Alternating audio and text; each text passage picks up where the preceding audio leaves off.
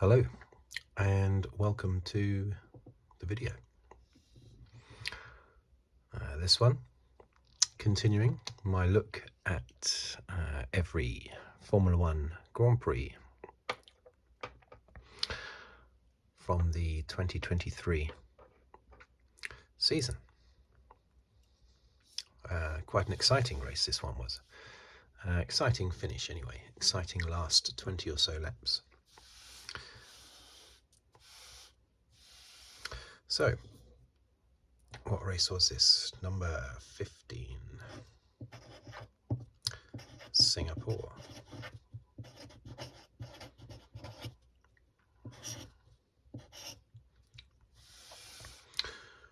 Always throws up, well, normally anyway, throws up a bit of a surprise result, this Grand Prix. Just due to the layout of the track. It's tiring just watching the race. It's like nearly 2 hours of intense heat and constant left-right turns all the time. I know they've taken 4 corners out now, but it still looks like they're constantly non-stop turning left or turning right all the time. And as one of the drivers, I forget who, said during practice, they were struggling to see the apex of the corners. I mean, I do if ever I'm having a go on the PC F1 game. I struggle to see the apexes, but the drivers do as well, and they're lower down than I am because I don't tend to drive cockpit view. I drive with the camera just above the helmet, basically, where the camera is on the cars.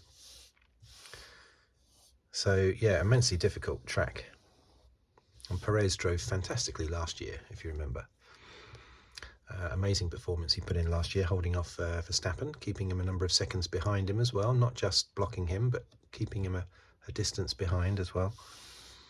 Anyway, so what I will do is my usual, and that's write down the finishing order just here, then the top 10 in the Drivers' Championship, then the rundown of the Constructors' Championship.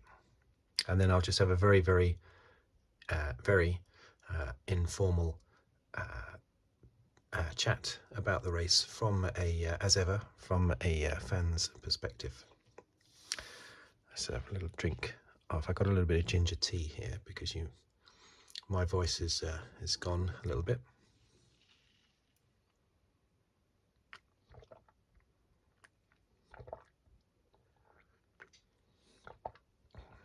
Okay, I don't drink normal tea, tea with milk. I just tend to drink lots of green tea and ginger tea.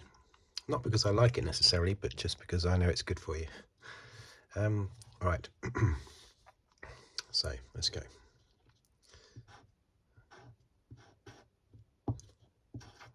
Got Sainz, Norris,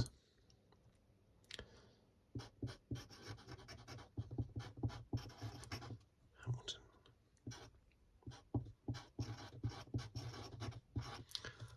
Leclerc,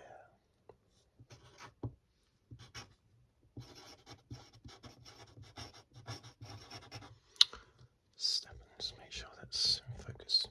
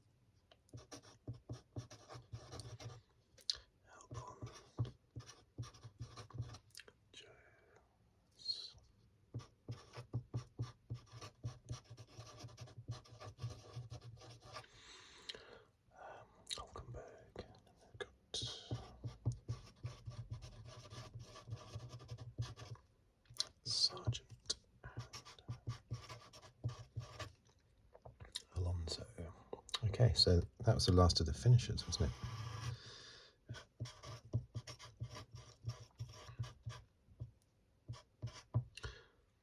Russell. Bottas. Ocon.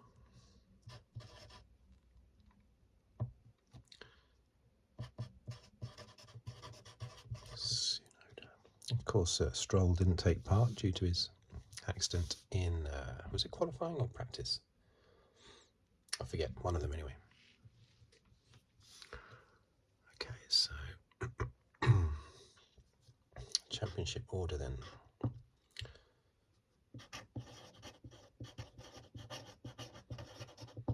Verstappen, Perez,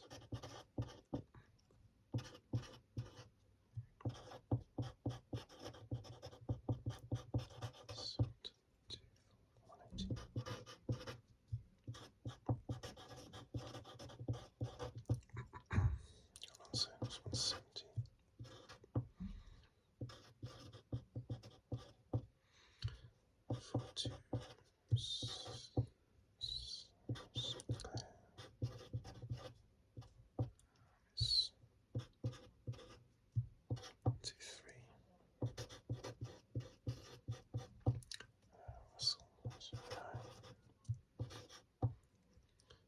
Norris,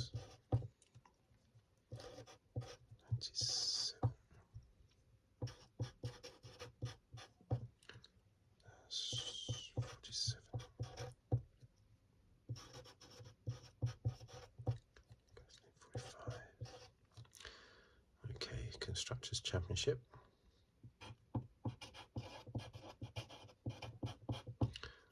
Redbull 5 minutes.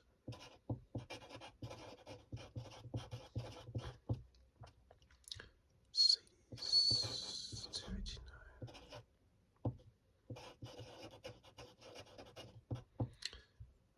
Ferrari 265.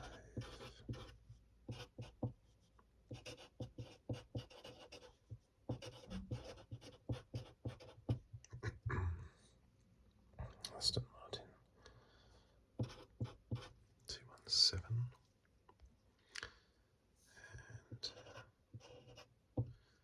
And fifth McLaren 39.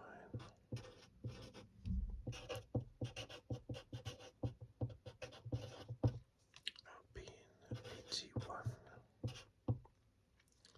7. Williams.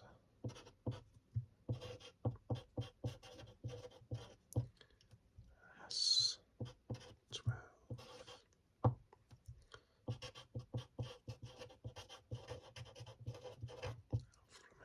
Romeo's 10.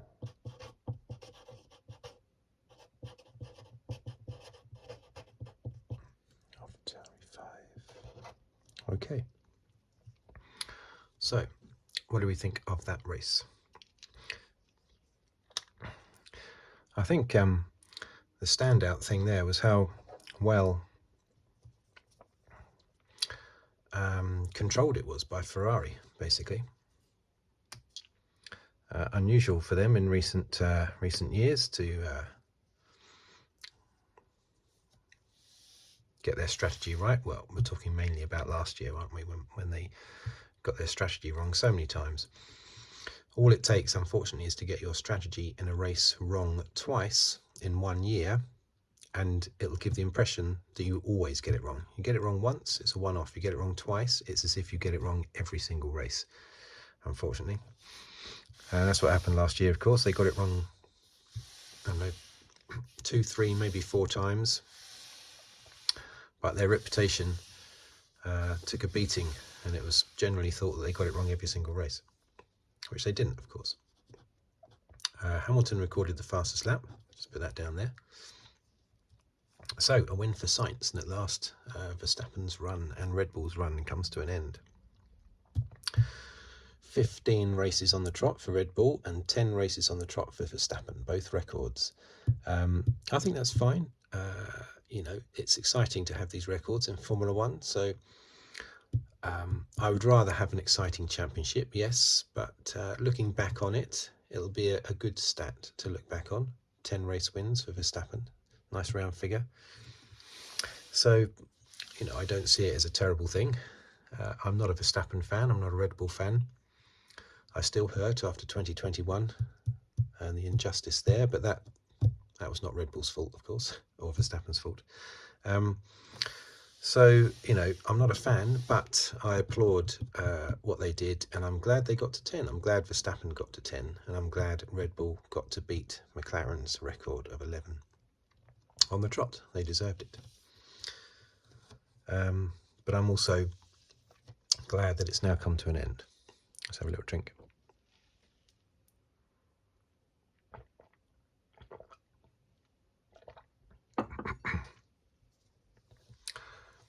Now, Sainz is on pole, just like he was in Italy. He's driving fantastically well at the moment, Sainz. Really good.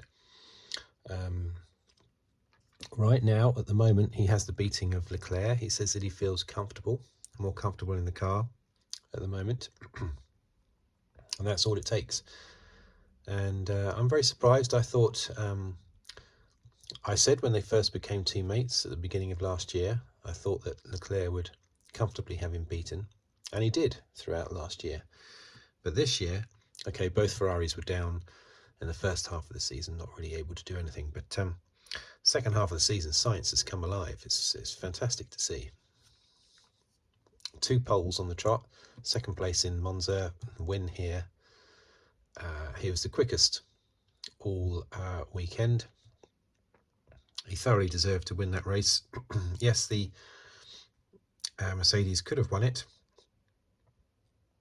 at the end there, but Sainz definitely deserved to win that.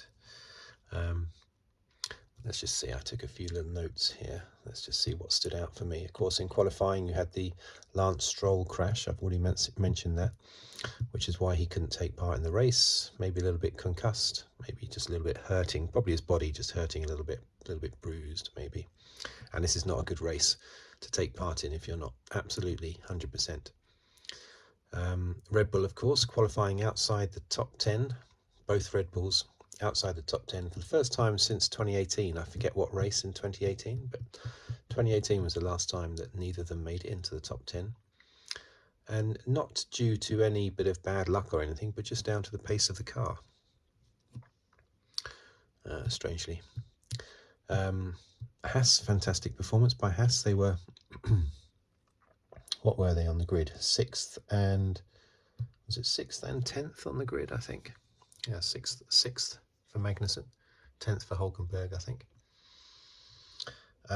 Unfortunately, they just gradually went backwards in the race, but Magnussen did get 10th place in the end, and I'm really pleased about that because I like Günther Steiner. I really want Haas to do well, and I do think Magnussen's too aggressive on the track, too punchy on the track, but I'm still really pleased that Haas managed to get at least, well, just 1 point basically.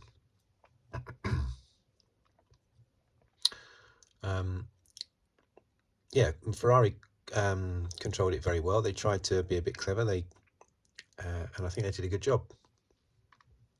Leclerc started on softs. Sainz started on mediums, as did everyone apart from the Red Bulls. And I think there was a couple at the back that started on hards, but the Red Bulls started on hards. Everyone else was on mediums apart from Leclerc on softs. And Sainz did a really canny race for the whole first stint, basically driving within himself, driving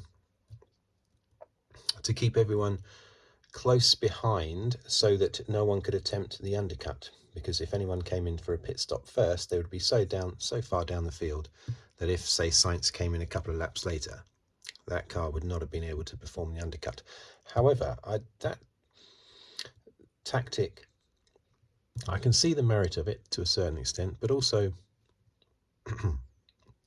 I don't know why Sainz, if he could go faster, why can't you just blast out in front and just build up a gap that way? So I still think it's rather strange that they did that. I can see why, but It just seems a bit odd to try and back up the field as much as possible. But that seems to be what they did, and they wanted a little gap between the two Ferraris, maybe so that they could stop at exactly the same time, which happened, of course, under the safety car. That hampered Leclerc, though, didn't it? Of course. But anyway, going back to the start, Hamilton, Russell, Norris. Hamilton passes Norris, gets to the first corner, comes up against Russell. I'll do another tea.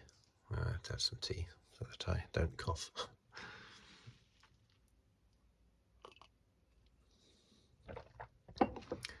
He gets to the first corner. He's alongside Russell, and then he just runs out of room. He shouldn't have been trying to overtake Russell at that point. There's only one car is going to get through there, so not Russell's fault.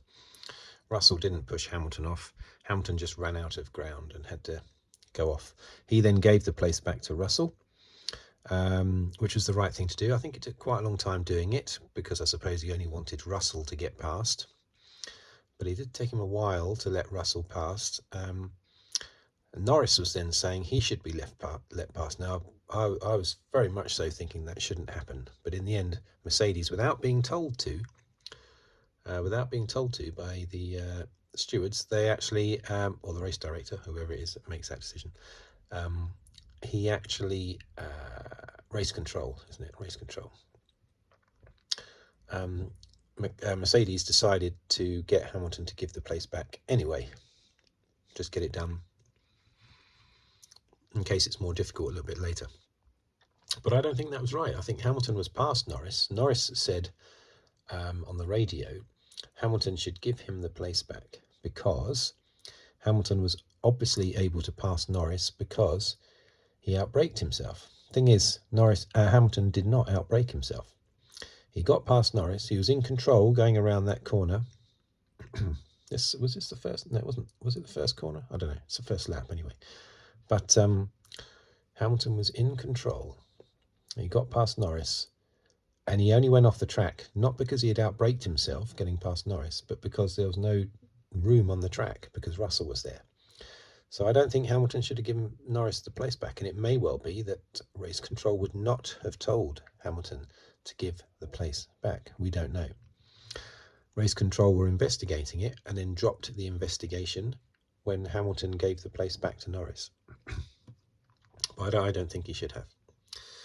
Anyway, it stayed then like a train of cars, very similar to the Hungarian Grand Prix in 1990, when Thierry Boutsen got a surprise pole position, and then just led the entire pack. It was like 72 formation laps basically, and he won the race, just ahead of Senna, who was just ahead of everybody else.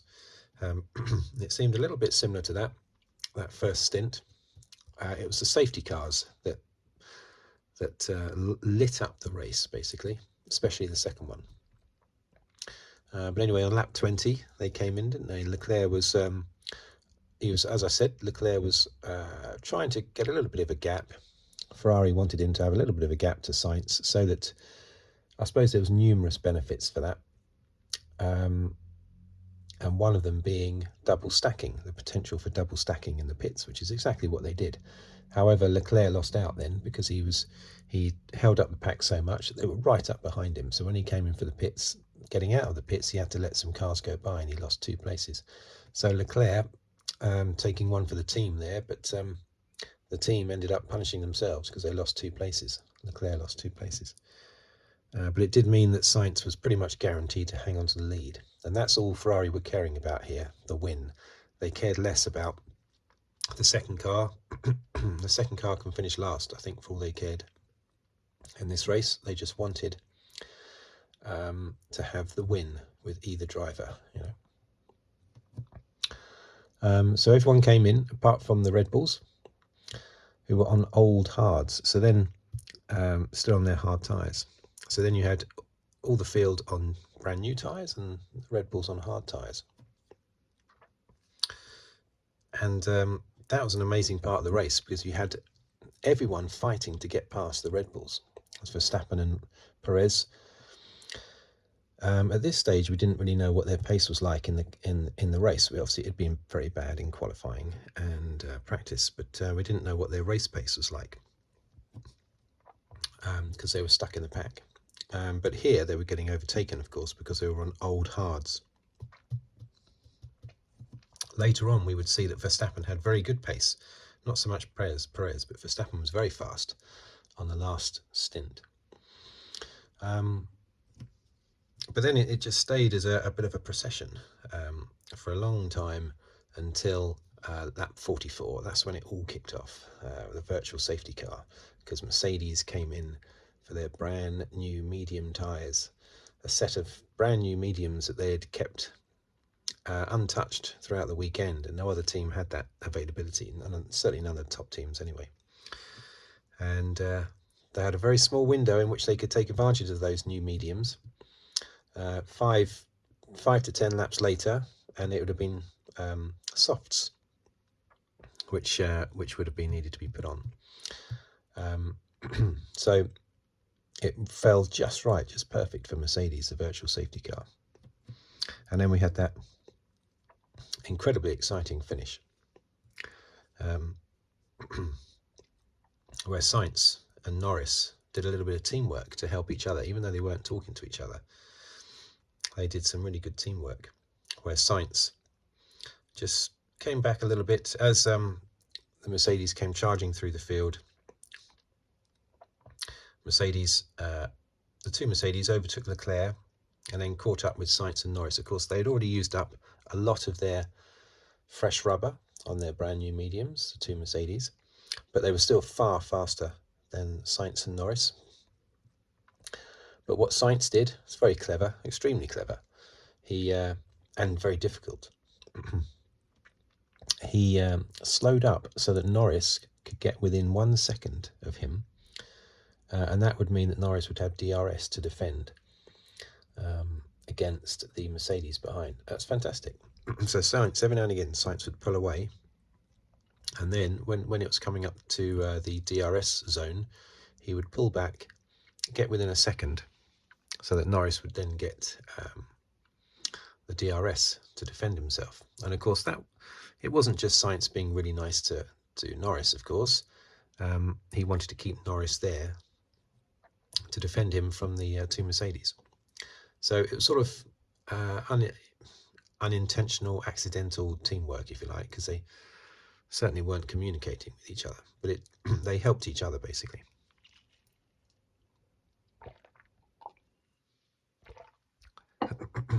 Oh, my throat. So, yeah, that's a fantastic performance. Lewis Hamilton, now, if he had been ahead of Russell, out of the two Mercedes, if he had been the one in front, then I personally think that Hamilton would have won this race. Because even though Russell had been quicker all weekend, certainly in qualifying, and had been, well, quicker earlier in the race, maybe when he was in second place. But anyway, he'd been quicker by and large all weekend. But towards this, on these medium tyres, Hamilton was the quicker car. He was 5 seconds behind Russell at one point after they came out of the pits. And he closed right up behind him and was trying to get past Russell and couldn't get past. Had he been able to get past, I'm sure he would have been more aggressive with Norris. I'm sure he would have passed Norris and probably Sainz as well. I would put money on Hamilton having won that race if he had just managed to get past Russell. But he couldn't. And of course then Russell couldn't attack Norris so aggressively because he was having to defend then to Hamilton. But anyway, that was a great show at the end there. 1, 2, 3, 4, the 4 cars all lined up. Fantastic driving, how they managed to do that without having any accidents. Although, of course, on the last lap, was it the last lap or the penultimate lap? I think it was the penultimate lap. Norris clips the wall, and at exactly the same point, Russell clips the wall, but Russell clipped it a little bit harder, and that was it. Crashed out of the race. At that point, he was never going to win the race, and nor was Hamilton either, because there was only like a lap and a half to go or something. So, but he unfortunately lost that podium, which is damaging for Mercedes in their battle with Ferrari in the championship over here. It's valuable points lost there, which I think Russell feels quite guilty about. I don't think he should do. I mean, they're human beings. They're going to make mistakes, aren't they? They're all making mistakes all the time. It's impossible not to. After the race, Sainz described his little thing with Norris as Carlando. Now, I've not heard that before. Should I put a capital L? I suppose I should. Mate, that's a term maybe that goes back to their McLaren days. Or maybe he just made it up on the spot there and then. But he said that there was a little bit of Carlando going on. The teamwork between Sainz and Norris. What about other performances here? Well, Verstappen, as I say, he had a very fast final stint. The Red Bull seemed to find a lot of pace right at the end of the race. They only just finished just behind Leclerc in the end. And when he got past Gasly, there was a 20-second gap to Leclerc, but he closed that up in just a few laps. That's incredible, although Leclerc's tyres had gone. That's another thing. Sainz finished 20 seconds ahead of Leclerc. That shows you how well he's driving at the moment. They're on the same tyres. Same age tyres.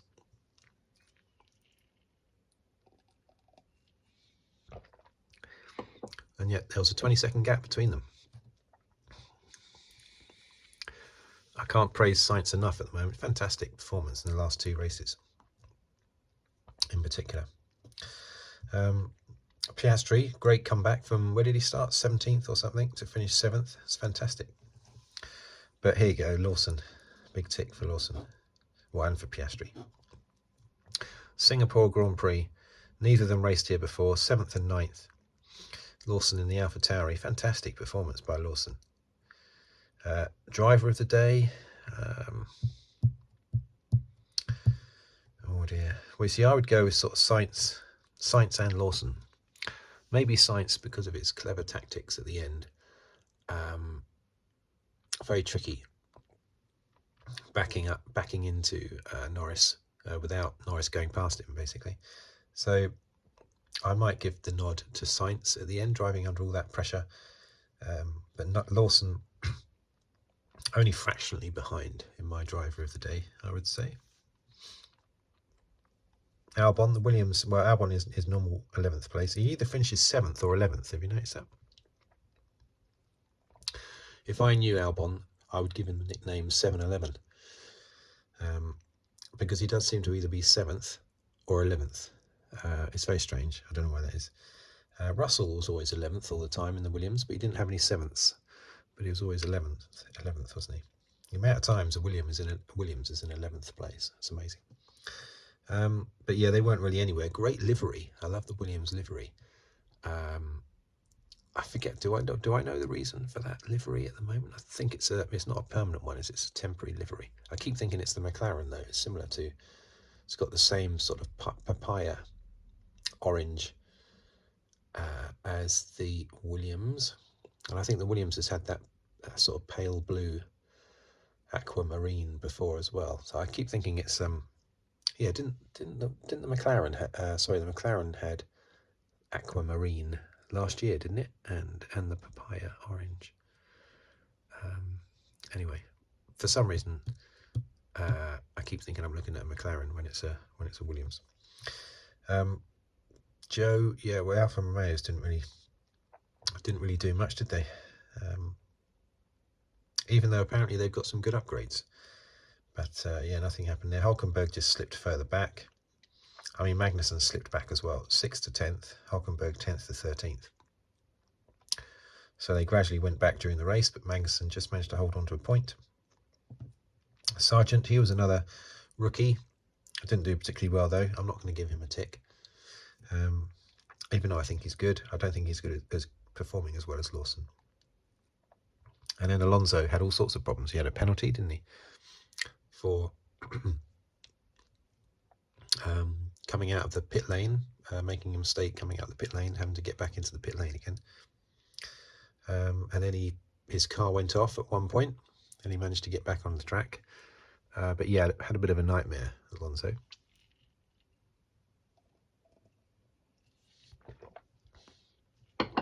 And he's finished. Sorry, he's not finished. I finished my tea.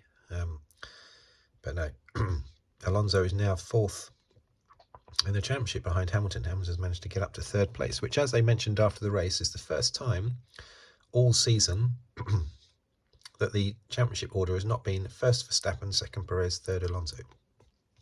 It's the first time all year that it's not been those top 3. Bottas, I don't know how he retired. Ocon, how did he retire now? I think his car just conked out, didn't it? A bit like my voice.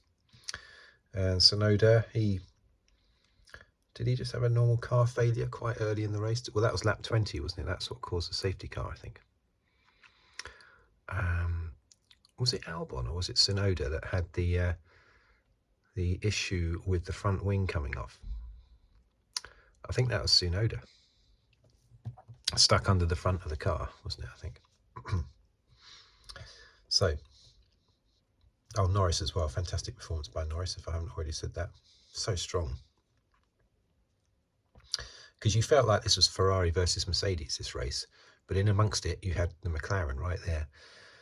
That always looks good when you have one car mixing it with pairs of other cars. So, because it shows that one particular driver is doing so well, because their teammate is further down. Although Piastri, that's not really his fault. It's to do with when the red flag was thrown during qualifying, and that's why he started so far down the field. Plus, Norris has got more upgrades on his car this race than Piastri. Piastri is getting all the extra upgrades in the next race in Japan. But yeah, fantastic by Norris. Championship, will Hamilton catch Perez? I don't think so. Ferrari, the Red Bull's too strong. Will Sainz catch Alonso? Possibly not. I mean, the Aston Martin, sometimes it's really good, sometimes it's really bad. So it's only a few races ago at Zandvoort where Alonso was really good and finished 2nd. So I would say Alonso's he's got track position basically there. He's ahead in the points. So I will say he's going to stay there simply because he's got track position. Russell slipping down 7th place. Again, he could well catch Leclerc or not. Could go either way. Again, Leclerc's got track position, so I think he'll hold on to that. Mercedes and Ferrari. I think Mercedes will hold off Ferrari as well. I don't think this means that Ferrari are back at the front. I'm going to have to stop the video in a moment before my throat collapses. So, yeah, there you go. Williams, no points scored by Williams, unfortunately, but McLaren, another clutch of points, 139. They're still going to finish 5th. So there you go, very exciting race. I'm very pleased to have this race. Back to Verstappen winning ways, I suspect, in the next race, but maybe not. Who knows? Maybe not. McLaren's upgrades, Mercedes upgrades. Who knows what will happen? Alfa Romeo's upgrades. But we'll see. Anyway, thank you for watching. Thank you for listening. And if you'd like to subscribe, please do so. Like the video or comment, anything like that. And I will see you on the very next video, hopefully, whatever that may be about. But for now, goodbye. Thank you very much.